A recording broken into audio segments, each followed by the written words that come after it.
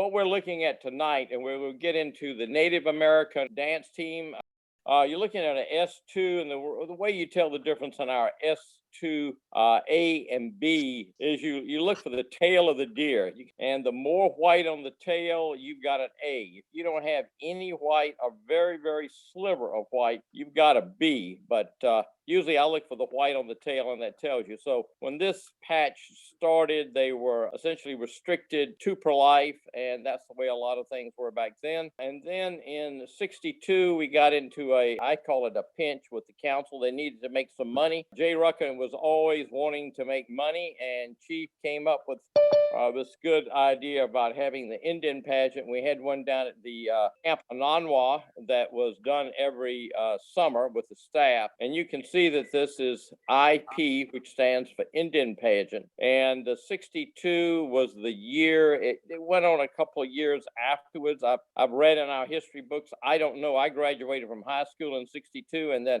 I was gone. So I can't say much after that about the length of time, but I did receive this. One was given out per person, and we went to various places. I know I was in Georgetown and in Myrtle Beach. I think it was another place in Walterboro, and those are places in South Carolina. If you never heard of them before, it's okay.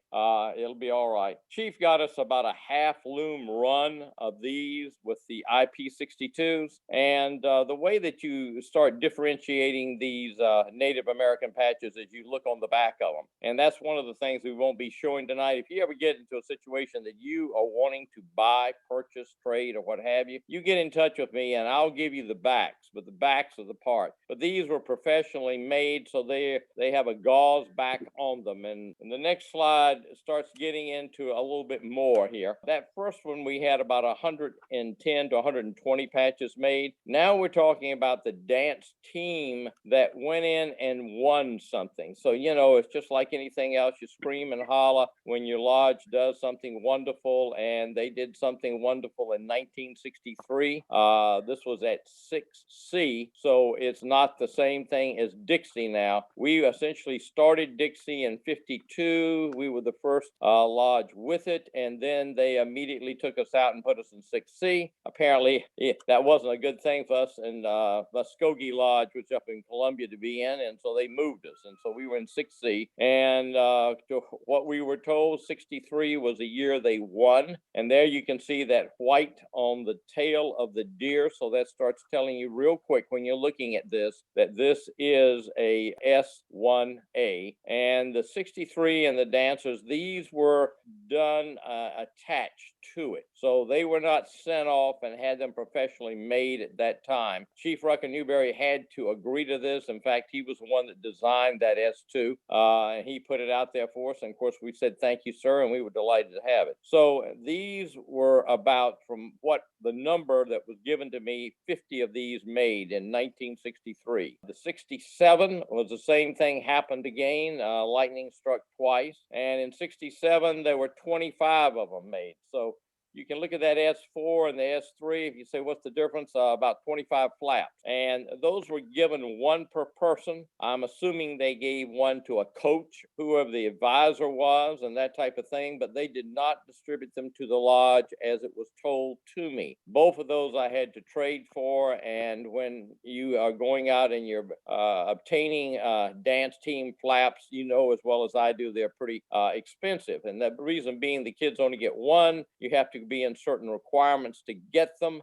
And so that starts telling you a whole lot real quick about how those things work. Okay, now this was the one that was kind of a surprise for a lot of us old guys, because I wasn't around when this thing popped up. And essentially, this was the dance team name of us at the time. And as you can see on there real quick, if you look at it, there's no WWs, there's no lodge name, there is no anything that would tell you that this is an order of the hour patch, except, oh, we do recognize that Native American in the middle there. And so unless you know this patch, you have no earthly idea that it's a Unali'yi patch. And this was in the blue book, and that's when a lot of us started looking for it. And lo and behold, the way this came about is that we had a lodge chief in 1973 by the name of David Burns, and essentially he had them made. Now, I know you're laughing at that the same way I laughed at it until I had to try to find one.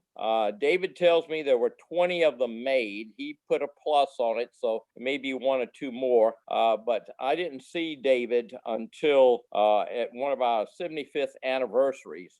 And that's when I got to talk to him, and I even had him sign my program, because up until then it was always but he was the person that essentially ordered these. So I would tell you real quick, this is the more expensive of the dance team patches. Now, this is not talking flap. This is talking dance team patches. Completely different things at that time. But he sent them off to Taiwan, supposedly, and he had them made, and they brought them back. And from then on, it was kind of like a mystery thing. The people that were on the dance team at the time supposedly got one. I can't tell you any more than that. Okay, now this was the official dance team that we had later on. This started coming along in the 80s, and you can see they had a jacket that would give you when you came on the team. You would not get the patch, and it was a one per life until you actually had participated in a number of dances, and it was up to the advisor, and bluntly speaking, it always changed. I never saw anything that was ever written down on it. I know I got my jacket because I'd been on the dance team myself at a younger age, but my son was on the dance team at that time, and so he was one that got the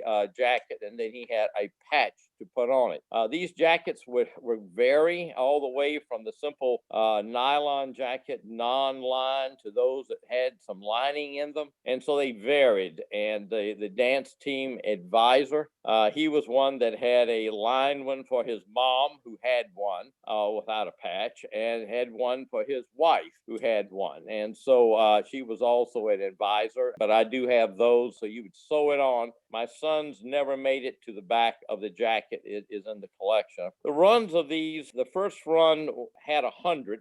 And, you know, if you're not an old patch guy, you won't be looking for twill. But this was a 163 millimeter patch. It was a twill left and a twill right. And I did not see them all when they came in. I didn't even know there was another twill. All the ones I saw were just one twill, and then all of a sudden another one popped up when I was trading for it. And needless to say, I made sure I obtained it. So the two twills, twill right, twill left. And if you're one of those peculiar guys that are collecting your lodge, which it always makes a difference, then you'll be sure and have them both. But this started looking a little bit more nice, as I would put it, and very delighted and very nice presented. They went on the jackets nice, and they stayed pretty stiff along the way. But there are two of these, and there were 100 of them made, but the twills are both sides, and I can't tell you how many twills, because as I said, I never got to examine those. Somehow that's not a good thing for old patch traders to do, is examine all the patches. All right, this is another run of them that was made, and this is the R5, and all these numbers were taken from the blue book. This one's a little smaller, and where it was planned to be there way or not, I do not know. But I've seen a number of these. I would say probably at least 10 to 15, and I've never seen the twill go but one way. So I can't tell you here again. I didn't get to examine them all, so I don't know. Now, this is a fake that's out there. I just wanted to bring it up. As far as I'm concerned, it's a fake. It was made to look similar. Once you see the others, you don't have any problem figuring out this is different. Lightning finally struck in 2000,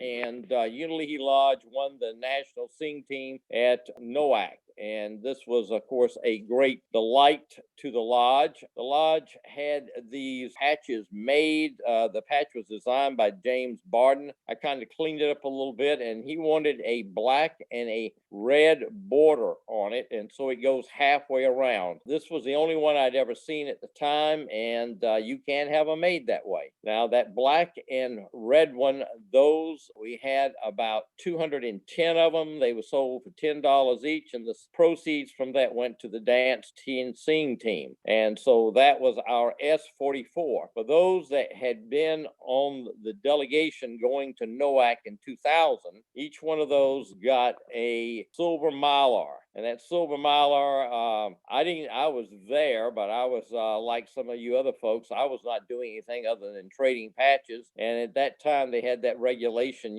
for every 2 youth that went, one adult could go. It was either 2 or 3. And so, needless to say, I didn't make that cut. And so, as a result, I was there, and this one was given to me by a lodge advisor since I had done work on the patch.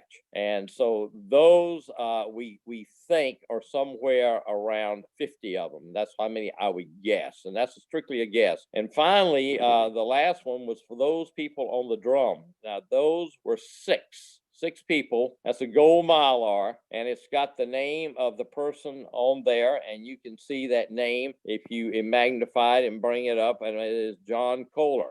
John Kohler, when I got this from him, he was at Duke in residency to be a physician, and I was very delighted that I got the opportunity to bid on it. And I told John at the time, if I showed up with this patch, that everybody would say that something was smelling in Denmark. That's kind of a funny little way to say it. But anyway, so I had him give me a notarized signature that he had sold this patch to me. And so that's how funny I get with patches at times. But this is kind of like I would say the hardest one to get in our lodge, because there's only 6 of them. Now you can get in some prototypes and things like that. And I have certainly paid a lot for prototypes of our lodge, but this one, every person that was on that drum had this thing fixed up for them. The amazing thing is the advisor did not have one. And that was about the whole story of Unali'yi Lodge and our Native American patches, or Indian patches, or Indian team patches, or what have you. The one good thing about these, a lot of these you had to earn, especially that IP 62, the 63 dancer, the 67 dancer, and then the gold Mylar that was there. Needless to say, the delegation didn't know we were going to win at the time, so that was the luck of a draw that you were there. Any questions I can answer for you? Doc, I know it's not necessarily Indian related, but can you tell what's the story about the classic chenille, which is probably the most difficult item from your lodge to get? Yeah, I was going to ask the same thing. Yeah, all right. I can tell you a little bit about that too. This last thing down there, that is a chenille. That chenille is of the dance team, but it also says the sing team down there too. So we made a chenille. There were probably about 75 of those made, and you could buy them. Going back to the classic chenille of Unali'yi Lodge, that was essentially a thing that we bought at the time for $5, according to what some people have said. 15 is what others have said. There's one right there. That was very nice. But anyway, the thing about that chenille is that was J. Rucker Newberry's idea, and it was a blow up of our A2, and that's how we've got it. This particular one, and I'm just looking at that border, and the border on this one is cut. Now, if one were to look at the back of this chenille, you'd see my name on it. When mother sewed this on my jacket at the time, she thought it would be good to cut off the white. She didn't ask me. She just cut it off, and I was just blessed that she sewed it on. She did a good job,